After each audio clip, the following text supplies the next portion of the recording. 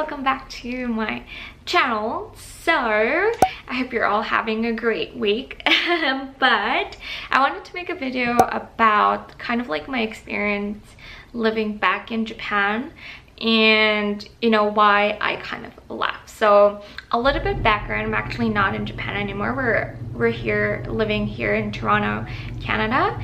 And I've lived in Japan, I think, for a year and a half. That was back in December 2016. So I've lived there for, I think, a year and a half, if I'm not wrong.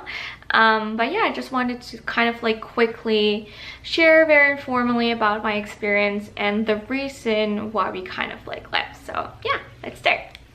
So first things first, I think one of the bigger bulk and like the major kind of like reason why we left is the language barrier. So I myself, I can speak conversational Japanese. I can understand people. Oh, hello there. Sorry, I just have like my dog there here walking on the background. But yeah, anyway, yes, so the language barrier, I myself, I can speak conversational Japanese. I can read and write hiragana, katakana, and a little bit of kanji here and there.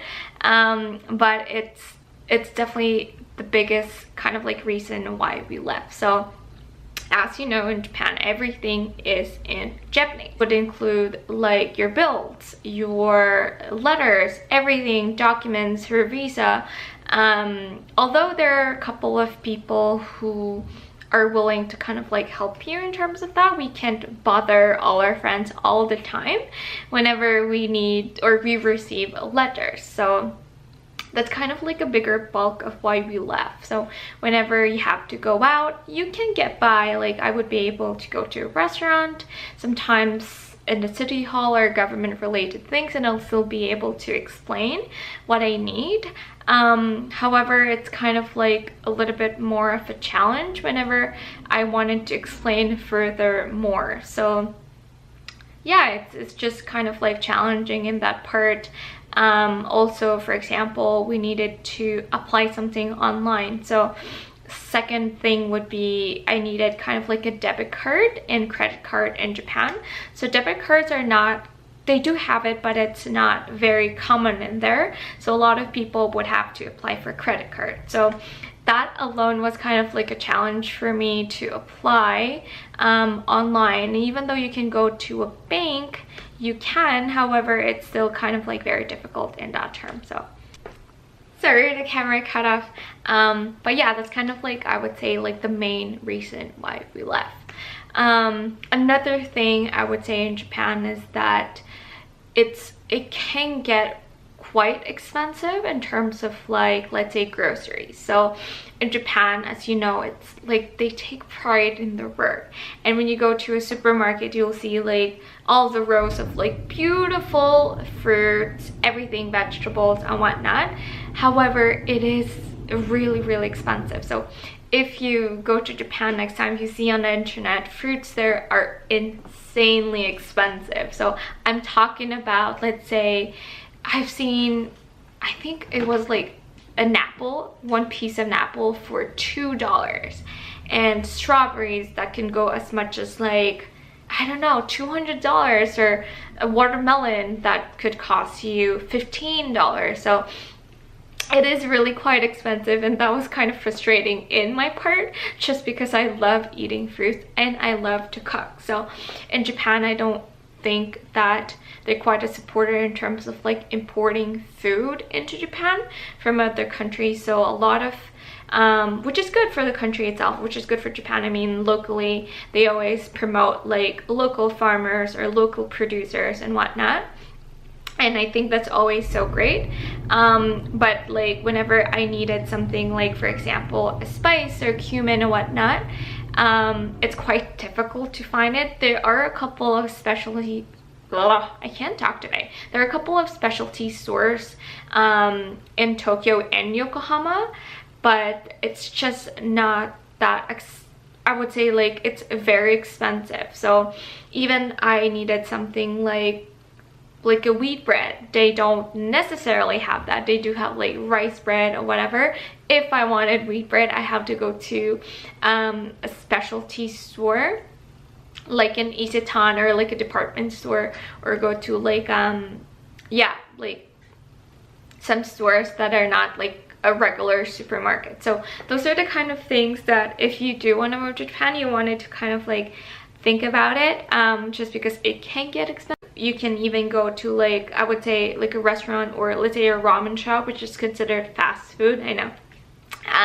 You can get that like for $7. So I think there's still a couple of ways where you still can save money. I wouldn't say like it's super expensive, that it's ridiculously insane, but no, I don't think so. It's just like the fruits and specific other international ingredients that you might need that you're quite used to living back home.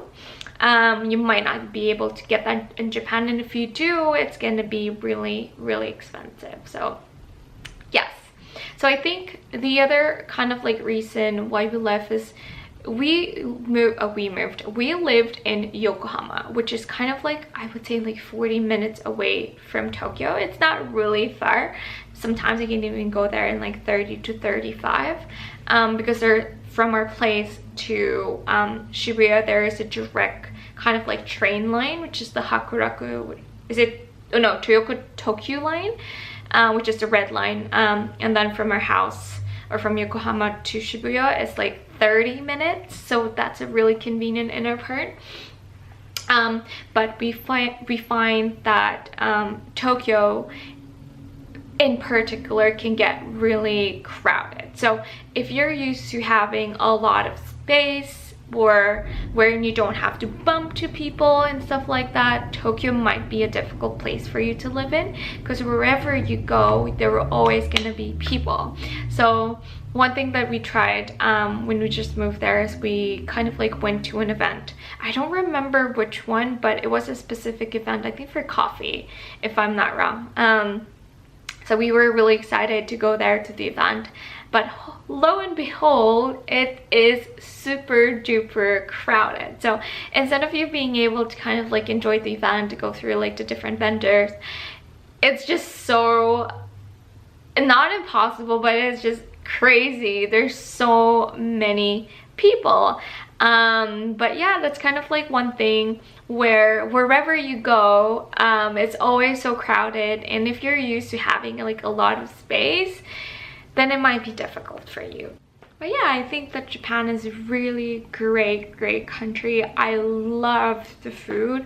People are so respectful, and the customer service is impeccable. You can never get like the customer service that you would get in Japan anywhere else in the world, and I can vouch for this 100%.